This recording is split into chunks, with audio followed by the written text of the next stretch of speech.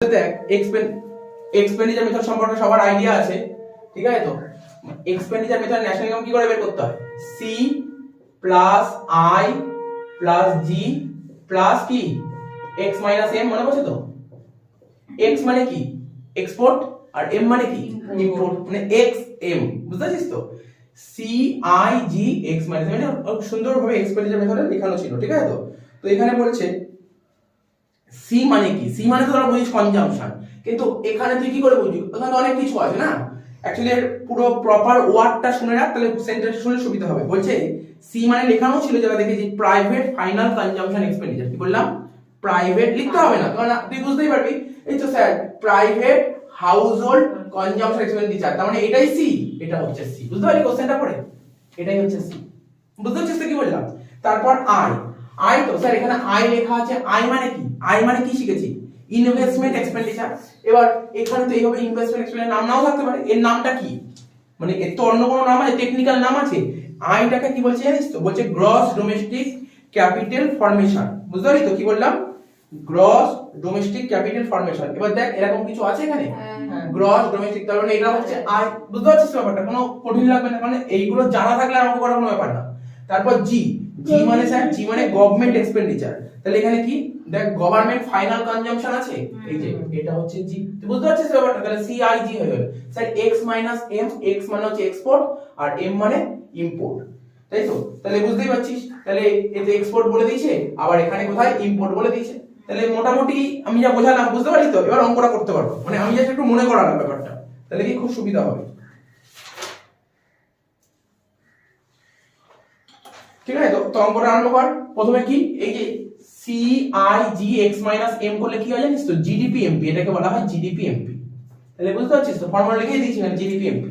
তাহলে লিখ, সবাই লিখ জিডিপি এমপি। তাহলে এখানে লিখছি অ্যানসার আসছে জিডিপি এমপি, ঠিক আছে? তো GDP MP formula C plus I plus G plus X minus M, হ্যাঁ কি না? ফর্মুলা লিখলাম। সি মানে কি? পরীক্ষায় না, ভালো করে শুনবি, পরীক্ষায় না মানে ফুল মার্কস দেয় না। তুই যদি এখানে যদি তুই এরকম ভাবে লিখলি, তুই আলাদা করে লিখে দিস সির ফুল ফর্মটা লিখে দিবি, মানে বুঝতে পারছিস তো কি বলতে চাইছি? সির ফুল ফর্মটা কি সেটা লিখতে হবে। সি ফুল ফর্ম এই স্যার, স্যার এই তো প্রাইভেট হাউসহোল্ড কনজাম্পশন এক্সপেন্ডিচার কত? 500। তাহলে বুঝতে পারলি কি বললাম? ওখানে লিখতে হবে কিন্তু পরীক্ষায় কি বললাম বুঝলি? সির ফুল ফর্ম লিখতে হবে, না 6 মার্কস দেবে না। কি বললাম বুঝতে পারছিস তো? পরীক্ষা কিভাবে লিখবি? জিডিপি এমপি, তুই এরকম ভাবে লিখবি জিডিপি এমপি ইকুয়াল টু এটা, পাশে লিখবি জিডিপি এমপি ফুল ফর্ম কি লিখবি? গ্রস ডোমেস্টিক প্রোডাক্ট এট মার্কেট প্রাইস, এরকম লিখবি। তার নিচে কি লিখবি? সি, সির ফুল ফর্ম কি এখানে স্যার? সির ফুল ফর্ম হচ্ছে private household consumption expenditure equal to 500। Full marks carry করার জন্য এগুলো তোকে মাথায় রাখতে হবে, কি বললাম বুঝতে পারলি তো? তারপর আই, এরকম ভাবে লিখবি আই সি আই জি আর এটা এক্স মাইনাস এম, এইভাবে তোকে পরীক্ষায় তোকে প্রেজেন্টেশন করতে হবে, বুঝতে পারছিস কিভাবে?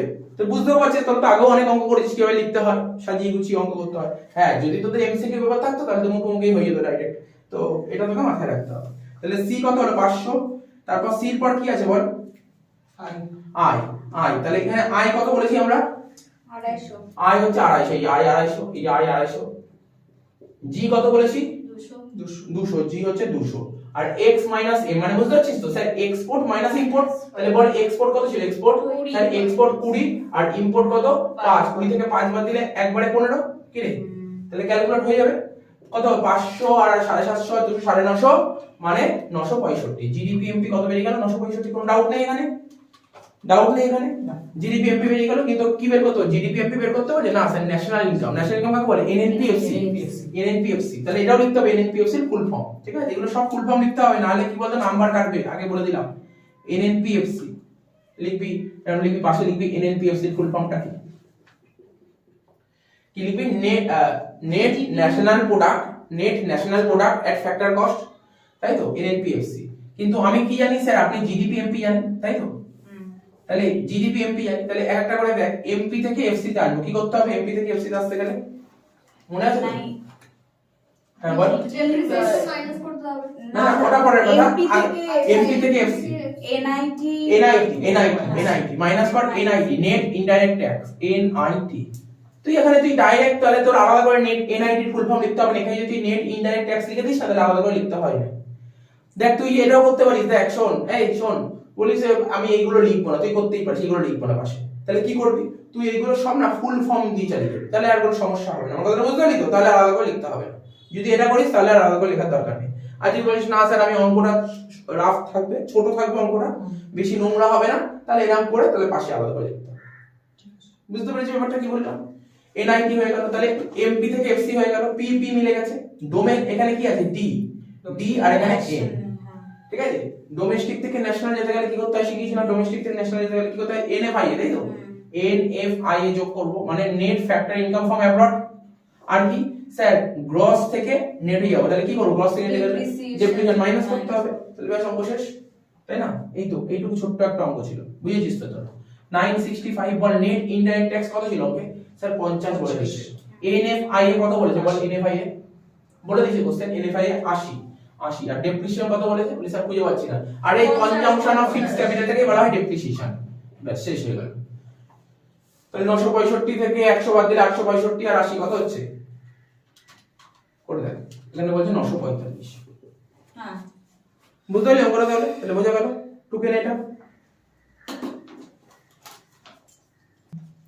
দেখ অঙ্কটা দেখ একটু স্লাইড চেঞ্জ আছে, আগের অঙ্কটা একটু তোলা আছে, স্লাইড চেঞ্জ আছে, তো তোরা নিশ্চয়ই বেশি বলার দরকার নেই, এখানে ডাইরেক্ট অঙ্ক হয়ে যাচ্ছে। দেখ বুঝতে পারছিস? এবার তো বললাম তো এক্সপেন্ডিচার মেথডে ন্যাশনাল ইনকাম বের করার নিয়ম কি? C plus I plus G plus X minus M। পুরো ঠিক আছে, কোনো সমস্যা নেই। দেখ C তোকে পরিষ্কারভাবে বলে দিয়েছে, G বলে দিয়েছে, এটাও বলে দিয়েছে, I টাই তোকে বের করতে হবে, আর কিছু না। বুঝতে পারলি তো? I টাই তোকে বের করতে হবে। দেখ আগের অঙ্কে I যেটা ছিল, আগের অঙ্কে I কি ছিল? লেখা ছিল পড় একটু, আগের অঙ্কে I টা কি লেখা ছিল? I ছিল gross domestic capital formation. Gross domestic capital formation, তাহলে এখানে কি আছে? এখানে আছে গ্রস ফিক্সড ক্যাপিটাল ফর্মেশন, ঠিক আছে তো? তাহলে এখানে যে আমি বলছি আমাদের যখন এক্সপেন্ডিচার মেথড করেছিলাম, এক্সপেন্ডিচার মেথডে যে ন্যাশনাল ইনকাম শিখিয়েছিলাম, ওখানে কিছু রুলস লিখেছিলাম। সেই রুলসটা এইটার রুলস বলেছিলাম এরকম, যদি ইনভেস্টমেন্ট এক্সপেন্ডিচার কি করে বের করতে হয় বলেছিলাম যে I মানে গ্রস ডোমেস্টিক ক্যাপিটাল ফর্মেশন, ঠিক আছে? কি বললাম? Gross domestic capital formation. বুঝতে পারলি? I মানে কি বলেছিলাম, যেটা আগের অঙ্কে করলাম, গ্রস ডোমেস্টিক ক্যাপিটাল ফর্মেশন। এর মধ্যে দুটো জিনিস থাকে, একটা থাকে gross domestic fixed capital formation, আর থাকে চেঞ্জিং স্টক। বুঝতে পারলি কি বললাম? Gross domestic fixed capital formation, যেটা এখানে দিয়েছে, দেখ ফিক্সড ক্যাপিটাল ফর্মেশন 600 দিয়েছে, আর কি বললাম? Changing stock. এই দুটোকে মেলালে হয় I। বুঝতে পারলি? আগের অঙ্কে I বলে দিয়েছিল, আর যেই অঙ্কে বলে দেবে না সেই অঙ্কে এই দুটো মিলিয়ে দিতে হবে, তাহলেই পেয়ে যাবে I। তাহলে বুঝতে পারলি? মাথায় থাকলো? তাহলে চেঞ্জিং স্টক কত স্যার? চেঞ্জিং স্টক ক্লোজিং আর ওপেনিং এর মধ্যে চেঞ্জিংটা করব, ক্লোজিং মাইনাস ওপেনিং করব। তাহলে বুঝতে পারছিস তো? আমার কথাটা বুঝতে পারছিস তো? দেখ বুঝতে পারছিস তো? তাহলে কর, এবার পারবি না করতে? আমার কথা বল C তোরাই বল, আমি বলবো না। C মানে কি ছিল বল? C মানে প্রাইভেট ফাইনাল কনজাম্পশন এক্সপেন্ডিচার 500, এখানে লিখব 500। আইটা পরে করি নাকি? আইটা পরে করি, রাখছি, ফাঁকা রাখলাম। G মানে কি বল? G মানে কি ছিল? গভর্নমেন্ট এক্সপেন্ডিচার হবে এখানে, তাই তো? দেখ এখানে কি ছিল? দেওয়াই তো নেই, দেয়া নেই, দেখে নিচ্ছি আমরা। দেয়া নেই তার মানে হবে না, দেয়া নেই মানে হবে না, দেয়া নেই কি করতে হবে? দেয়া নেই তাহলে 0 লিখবি। X মাইনাস M মানে এক্সপোর্ট মাইনাস ইম্পোর্ট। এক্সপোর্ট কত ছিল বল? নেট এক্সপোর্ট মানে তো X মাইনাস M হবে। কি নেট এক্সপোর্ট মানে কি? এক্সপোর্ট থেকে ইম্পোর্ট বাদ দিলেই তো নেট এক্সপোর্ট, হয় কি না? এই যে এর আরেকটা নাম বুঝতে পারছিস? তাহলে লিখে দিই আরেকটা নাম নেট এক্সপোর্ট। বুঝতে পারলি কি বললাম? বল বুঝতে পারছিস কি বললাম? X মাইনাস M মানে কি? এক্সপোর্ট থেকে ইম্পোর্ট বাদ দিলে যেটা নেট অ্যানসার হবে তাকে তো নেট এক্সপোর্ট বলে। তাহলে এটা কত বলছি বল? Net export sir 20। সব হয়ে গেল, কিন্তু I কি বের করতে হবে? না স্যার I বের করতে পারিনি, I বের করতে হবে। কি করে বের করব বললাম? ফিক্সড ক্যাপিটাল ফর্মেশনের সঙ্গে চেঞ্জিং স্টক যোগ করব। তাহলে ফিক্সড ক্যাপিটাল ফর্মেশন কত ছিল বল? স্যার 600 প্লাস কত হবে বল? চেঞ্জিং স্টক কত? ক্লোজিং 70 আর ওপেনিং 10। তাহলে স্টক কত চেঞ্জ হয়েছে? 60 চেঞ্জ হয়েছে। বুঝতে পারছিস তো? তোরা নিজেরাই ভাব যে আগের দিন ডাউট তৈরি হয়েছে, ডাউট তৈরি হবে না এখানে। আর আগের দিন বলেও ছিলাম ওপেনিং স্টক ছিল 10, ক্লোজিং স্টক হয়েছে 70। বল না স্টক বাড়ছে না কমছে? বাড়ছে, 60 বাড়ছে, তাই প্লাস। তুই যেমন খুশি কর, বুঝতে হবে, তুই ওইভাবে ভাব। তোরা ফাইনাল অ্যাকাউন্ট করেছিলি, তোরা ভাবছিস স্যার ফাইনাল অ্যাকাউন্টে কি করেছিলাম, ওপেনিং মাইনাস ক্লোজিং। ওই অনুযায়ী ভাববি না, ভাবনা চিন্তাটা কিভাবে নিয়ে আসবি? ওপেনিং ছিল আগে 10, ক্লোজিং হলো 70, বল স্টক বেড়েছে না কমেছে? এই অনুযায়ী ভাববি। বুঝতে পারলি? নরমালি ভাববি। আর স্যার আমরা ফাইনাল অ্যাকাউন্ট ওখানে ভুল করেছি, ওখানে কিছু ভুল করিসনি, শিখিয়েছিলাম কেন ওখানে ওপেনিং মাইনাস ক্লোজিং করেছিলাম, কারণটা বলেছিলাম। তো বুঝতে পারছিস এখানে কি বলেছে? তো নিজে ভাব, ধর আগে 10 টাকা ছিল, এখন সেটা 30 টাকা হলো, বল কত ইনক্রিজ হলো? 20 ইনক্রিজ হলো। তো এটা এইভাবে বললাম চেঞ্জ ইন স্টক। যদি এটা আসে, যদি এটা কমতো তখন হয়ে যেত মাইনাস, চেঞ্জ ইন স্টক মাইনাসে লিখবি, বুঝতে পারলি? তাহলে কত হয়ে যাবে বল? 60। তাহলে টোটাল কত হলো? 660। সেই 660 এখানে বসিয়ে দাও। কোনো ডাউট আছে? বুঝতে পেরেছিস তো? এবার লেখালেখির কাজটা তোরা জানিস, লেখালেখিতে তোরা ওস্তাদ, তাই তো? এখানে কি লিখবি? এখানে আই মানে লিখবি, কি লিখবি স্যার? আই মানে লিখবো গ্রস ফিক্সড ক্যাপিটাল ফর্মেশন, ঠিক আছে, প্লাস চেঞ্জ ইন স্টক। আমার কথাটা বুঝতে পারলি কি বললাম? এটা লিখে নে নাহলে মনে থাকবে না, লিখে নে। আই এর ফুল ফর্ম কি বললাম আমরা এইমাত্র? বল। Gross domestic capital formation. Gross domestic capital formation, এখানে লেখ gross domestic capital formation, gross domestic capital formation. এটা বের করার ফর্মুলা কি করলাম স্যার? 600 মানে gross fixed capital formation plus change in stock. বুঝতে পারছিস তোমার কথা সবাই? 500 600 1100 1180 হচ্ছে এটা। জিডিপি এমপি হয়ে গেল 1180। আমাকে ন্যাশনাল ইনকাম বের করতে বলছে, মানে এনএনপি এফসি। তাহলে বুঝতেই পারছিস এটা তো শেখানোর কিছু নেই, জিডিপি এমপি দিয়ে দিয়েছে। এমপি থেকে এফসি তে আসবো, ঠিক আছে? এমপি থেকে এফসি তে আসতে গেলে এনআইটি বাদ দিতে হবে, তাই তো? এনআইটি বাদ দেবো, ঠিক আছে? পিপি মিলে গেছে, ডি ডোমেস্টিক থেকে ন্যাশনালে আসবো, ঠিক আছে? তার মানে কি হতে হবে?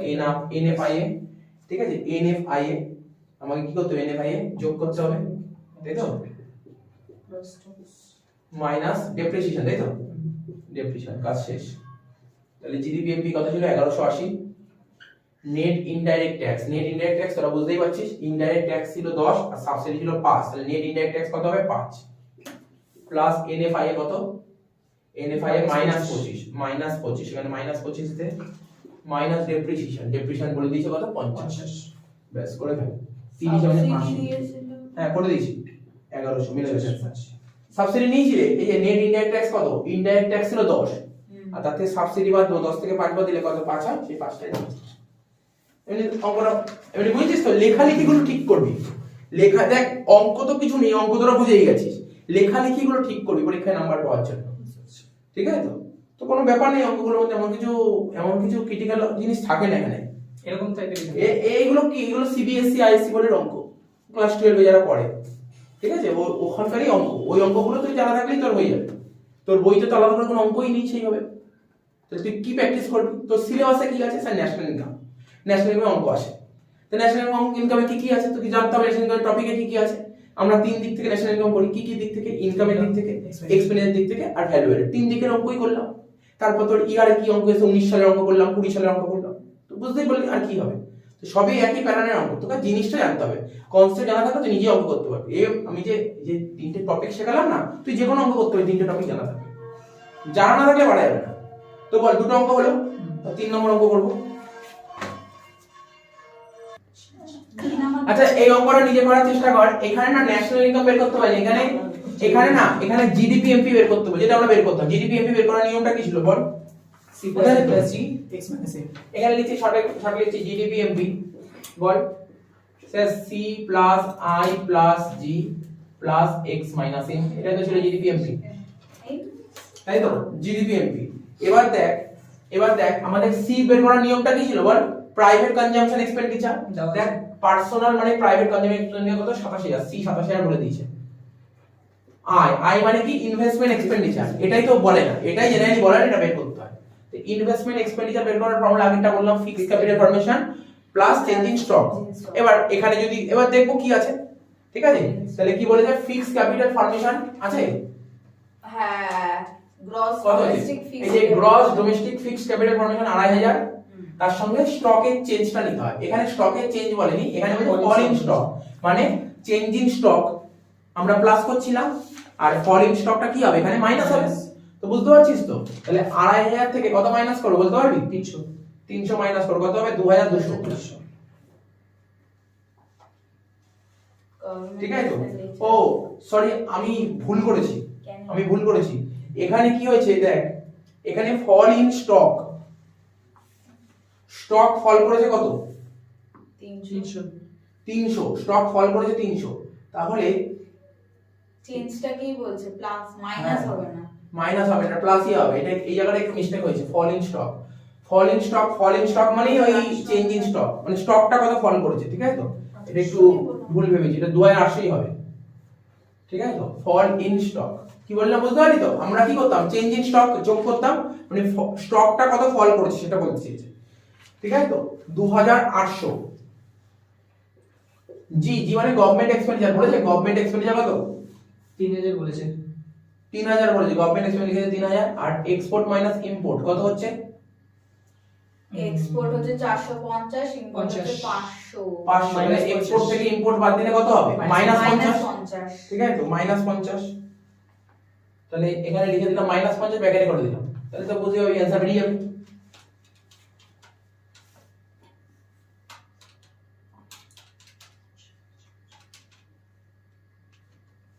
বল কত বেরোচ্ছে? 32,750। 32,750, বোঝা গেল তো? এটাই বের করতে বলেছিল, বের করে দিলাম 32,750। কি বোঝা গেল, কি বললাম? না কোনটা কি বুঝিস? 300 হ্যাঁ 300 টা ওই তো এখানে বলেছে তোর কি, এখানে কি বলেছে তোর? ফল ইন স্টক, স্টকটা ফল করছে, মানে এখানে ফল ইন স্টক মানে চেঞ্জ ইন স্টকটাকে রিপ্রেজেন্ট করছে, ঠিক আছে? চেঞ্জটা টোটালটা দেওয়া আছে। হ্যাঁ হ্যাঁ, একবারে চেঞ্জ করে দিয়েছে। তো এটা হয়ে গেল, লাস্ট অঙ্ক করব।